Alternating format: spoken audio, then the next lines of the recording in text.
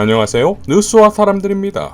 경이 스카우트 복장을 입고서 자신의 초등학교 시절의 보이스카우트 친구들과 찍은 사진들이 걸려있는 단상에서 연설을 하는 동안 초등학교 시절부터 친구였다는 50년지기 김성환은 전격 사퇴했지요. 송혜원 MBC 기자는 다음과 같이 밝혔습니다. 거참 이상하네. 사퇴설 연기가 모락모락하더니 결국 김성환 국가안보실장이 사퇴했구만. 언론에선 전격 사퇴라고 하지만 사퇴 의사를 밝히자마자 사직을 수용하고 후임자 내정까지 한 걸 보면 뭔가 심각한 일이 있었고 도중에 하차는 예견된 일이었다는 것인데, 언론의 보도를 보면 김태효 국가안보실 1차장과의 알력 때문이라고 하기도 하고 김건희 라인과의 불화 때문이라고도 하는데, 친일 성향의 일본통으로 알려진 김태효 차장이 김건희 라인인가?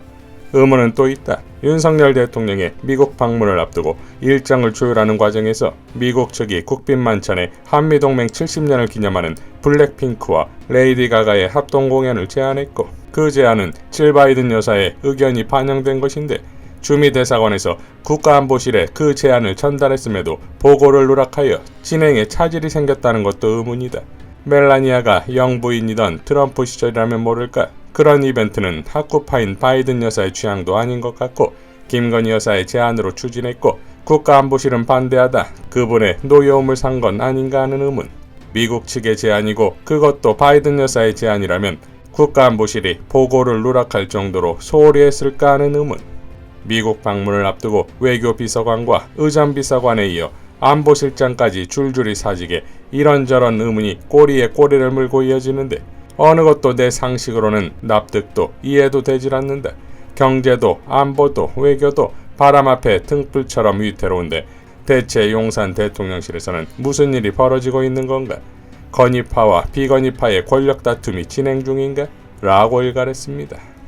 자, 장군 출신의 한설 교수는 다음과 같이 밝혔지요. 윤석열 정권의 대외 정책과 관련한 소식들이 예사롭지 않다. 크게 보아 세 가지다. 첫째는 김성환 안보실장의 경질에 관한 소식, 둘째는 윤석열의 한중일 정상회담 추진에 관한 의지, 셋째는 북한이 핵개발과 도발을 하면 단돈 1원도 줄 수 없다는 이야기다. 이 세 가지는 서로 다른 이야기 같지만 조금만 살펴보면 서로 연결되어 있다는 것을 짐작할 수가 있다. 물론 짐작이다. 윤석열 정권 내부에서 어떻게 돌아가는지는 전혀 모른다. 그래서 우리가 할 수 있는 것은 과거 역사의 경험을 통해서 짐작을 해보는 것이다. 첫째, 김성환의 경질에 관한 이야기다. 김성환 경질이 의전 문제 때문이라고 하는 소리가 나온다. 그런데 이상한 일이다. 통상 의전은 안보실보다는 외교부에서 주관한다. 외교부에는 의전국이 있다. 외교에는 의전이 중요하기 때문이다. 그런데 김성환의 경질이 의전 문제라고 한다. 그것은 납득하기 어렵다. 의전 때문이라면 안보실장이 아니라 외교부 장관이 경질되어야 할 문제다. 안보실장은 정상회담의 내용과 방향을 정한다. 회담 자료 정리도 외교부가 한다. 안보실은 그런 일을 전담할 인원과 조직이 부족하다. 만일 그럼에도 불구하고 안보실이 외교부의 업무를 침해했다면 그런 상황을 그대로 둔 박진 장관도 경질 대상이다. 김성환을 경질시킨다고 하는 이유에 이런 문제가 있는 것은 다른 이유 때문이라는 추측도 가능하게 한다. 그것은 이제까지의 대외정책 방향에 대해 현 정권의 주도 세력 간의 입장 차이가 발생했을 가능성이다. 윤석열의 외교 경제 라인들은 미국과 유럽 중심의 안보 및 경제 관계를 주장했다. 그러나 최근 한국의 대외 교역 상황은 윤석열 정권의 외교 경제 라인이 뭔가 크게 착각했다는 것을 보여주고 있다. 윤석열 정권의 정책에 대해 가장 많은 불만을 가지고 있는 기득권들은 누구일까? 당연히 한국의 재벌들일 것이다. 재벌들과 기업들은 윤석열 정권이 외교정책 방향이 잘못되어 매우 어려움을 느끼고 있을 것이다. 당연히 이들은 윤석열에게 정권의 외교안보 정책의 변경을 요구했을 것이다. 이런 요구사항들은 김성환에 대한 경질로 나타났다고 보는 것이 정상이라고 하겠다. 김대기 비서실장이 근거 없는 루머라고 했지만 뉴스에 나오는 것을 보면 그렇지 않다는 것을 알 수 있다. 김대기의 이런 입장은 아마도 한국의 실물 경제계에 대항하기 위한 미국 중심의 안보 경제정책 라인들의 반란이라고 해도 과언이 아닐 것이다. 또한 일본과의 정상회담 실패도 김성환 경질의 중요 이유가 아닌가 한다. 윤석열 정권은 일본과 정상회담 이후 매우 공경에 처해 있다. 일본과 정상회담 후가가 이렇게 나쁠 줄은 미리 생각도 못했던 모양이다. 그런 실패를 초래한 것이 김성환이다. 윤석열이 김성환 교체 카드를 만지작거리는 것은 일본 정상회담 이후에 정치적 역풍을 잠재울 카드가 필요한 상황이다. 둘째, 윤석열의 한중일 정상회담 추진을 어떻게 보아야 할 것인가 하는 문제다. 당연히 이것은 한국 경제계의 요구라고 해야 할 것이다. 중국의 리오프닝에도 불구하고 한국은 별다른 이익을 보지 못하고 있다. 이 점에 대해서는 수차례에 걸쳐 밝힌 바 있다. 중국은 경제 따로 정치 따로인 국가가 아니다. 중국의 경제는 정치에 완전하게 종속되어 있다. 중국에게 경제적 이익을 얻기 위해서는 정치 관계를 재정립해야 한다. 그게 싫으면 중국하고 장사 안 하면 된다. 문제는 한국은 중국과 장사 안 하고 대견할 도리가 없다는 것이다. 그래서 윤석열의 한중일 정상회담은 한국 경제계의 요구라고 할 것이며, 이 시점에 김성한의 경질이 보도되는 것도 중국에 접근하기 위한 방안이라고 보아야 할 것이다. 중국을 적이라고 공표한 김성한을 가지고 한중일 정상회담을 추진할 수는 없는 법 아닌가. 그렇게 하려면 차라리 한중일 정상회담을 하지 않는 것이 더 나을 것이다.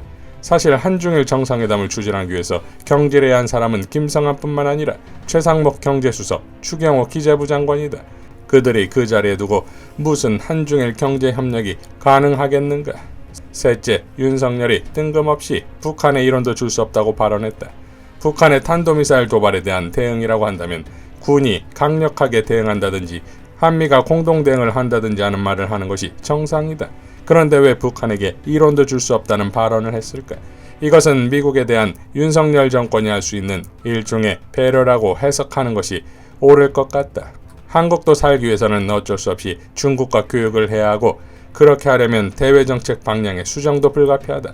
그런 상황에서 북한에 대한 강경한 입장을 표명함으로써 미국의 입장을 고려하는 것으로 해석 가능할 것이다. 윤석열 정권은 지금 매우 어려운 상황에 빠져 있다. 한국이 처한 가장 심각한 문제는 경제다. 올해 초와 같은 무역 적자가 계속된다면 후반기에 정권을 유지하기 어려울지도 모른다.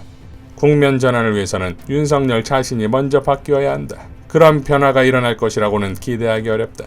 한국은 제2의 IMF 이상 가는 충격을 받을 가능성이 크다고 생각한다. 윤석열 같은 사람은 바뀌지 않는다 라고 일갈했습니다. 자, 그러니까 대통령실의 권력 암투로 인한 내부 분열 외에 더 큰 그림을 보자면 결국 경정권이 거덜내어버린 국가안보, 경제안보를 더 이상 인내하지 못하는 재벌과 기업들의 반발, 그러니 다시 어떻게든 중국에 기대는 상황이 될 수밖에 없으니 김성환을 제거한 거 아니냐 이거지요. 그러니까 경정권의 손해보는 무능으로 자멸 중이다 이겁니다. 그렇다면 김성환 후임 조태용은 이러한 난국을 해결할 역량을 갖춘 인물일까요? 언론인 출신의 오태규 전 총영사는 신임 안보실장인 조태용에 대한 자신의 1년 전 기사를 다시 소환했습니다. 윤석열 당선자의 외교가 정말 걱정이다. 당선 전부터 초보 아마추어 티를 너무 많이 내고 있다. 전혀 외교 경험이 없고 그런 식견을 다질 만한 시간도 없었을 테니 그럴만하다고 넘어갈 수도 있다. 하지만 국가 수반인 대통령의 일거수일투족, 특히 외교와 관련한 행보는 나라의 운명에 큰 영향을 끼친다는 점에서 신중하고 또 신중해도 모자라다. 윤 당선자의 외교와 관련한 움직임 중에서 나를 가장 놀라게 했던 것은 그가 방한 중이던 성김 미국 국무부 대북 특별대표와 사적으로 저녁 모임을 했다는 사실이다. 정진석 국민의힘 의원, 윤석열 당선자, 성김 대표, 조태용 국민의힘 의원이 술 기운에 불그스름하게 달아오른 얼굴을 한 채 찍은 기념사진도 공개됐다. 성김 대표는 우리나라 외교부의 직급으로 치면 차관보급이다. 우리 쪽 파트너는 한반도 평화교섭 본부장이다. 우선 이 정도 급의 사람이 국가 수반급을 만나는 것은 격이 맞지 않는다. 앞으로 한반도 평화교섭 본부장을 맡을 외교관은 대통령과 직통하거나 하는 듯이 보이는 성김 대표를 어떻게 당당하게 만나서 교섭을 할 수 있을지 걱정이다. 4월 초 미국을 방문한 한미 정책협의단이 사실상 특사 자격으로 미국을 방문했지만 조 바이든 대통령은 그냥 토니 블링컨 국무장관도 만나지 못하고 돌아왔다. 물론 매우 긴급할 때는 순회가 차관복급이 아니라 과장급이라도 만날 수 있다. 그러나 지금은 전혀 그런 때가 아니다. 아무런 일도 없는 상태에서 대통령 당선자가 한 나라의 차관복급에 불과한 외교관을 만난다면 이를 다른 나라는 어떻게 받아들일까? 한국은 미국의 차관복급이 대통령을 상대하는 나라로 얕보거나 자신들도 한국의 대통령을 쉽게 만날 수 있다고 생각하고 덤빌 것이다. 외세가 각축했던 구한말에 중국 외교관이 왕에 접근하면 일본과 러시아도 우리도 하고 조선 왕조를 윽박지르고 나섰던 사례를 상기해보라. 이보다 큰 국격의 추락이 있을지 모르겠다. 만남을 주선한 정진석 의원과 성김 대표는 서울 은석초등학교 동창으로 어렸을 때부터 동네 골목을 누비며 놀던 친구 사이다. 둘이 만나 회포를 푸는 것이야 문제가 없다. 하지만 이런 자리에 대통령 당선자가 낄 자리인지에 대해서는 매우 신중하게 판단했어야 한다고 본다. 같이 동석한 조태용 의원은 외교부에서 차관까지 지낸 전문 외교관 출신이기 때문에 이런 만남의 의미를 누구보다 잘 알 테지만 만난 뒤에 하는 말을 보면 그런 문제의식을 전혀 가지고 있지 않았던 것 같다. 조 의원은 김 대표와 외교관으로 수십 년을 알아왔지만 한국말을 들어본 건 처음이라고 말했다고 한다. 그만큼 격이 없던 자리였음을 말하고 싶었겠지만 중학교 1학년 때 이민을 간 사람이 그동안 한국말을 전혀 안 했다는 것이 오히려 그가 철저한 미국인임의 증거가 아닐까. 성김 대표는 한국말을 능숙하게 구사하는 한국 출신 인사지만 뼛속까지 철저하게 미국의 이익을 위해 봉사하는 미국인에 불과하다. 일본 대사 중에서 우리말을 가장 능숙하게 구사했던 무토 마사토시 전 대사는 지금 일본에서 가장 극악한 반한주의자로 활약하고 있다. 라고 밝혔습니다. 자, 미국의 차관 복급을 대통령 당선자가 그것도 개인 자택에서 만나 식사하고 술을 마신다.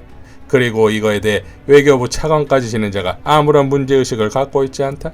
불과 1년도 안 되어 미국과 일본의 경제완보를 저당 잡힌 지금 과연 이런 신임 안보실장은 제대로 역할을 수행할 수 있을까요? 대한민국의 안보는 괜찮은 것일까요? 대한민국 국민들도 이제 그만 경정권의 국민을 사퇴하고 싶습니다. 경정권이 무너지지 않으면 대한민국이 무너집니다. 이상 뉴스와 사람들이었습니다. 시청해주셔서 감사드립니다.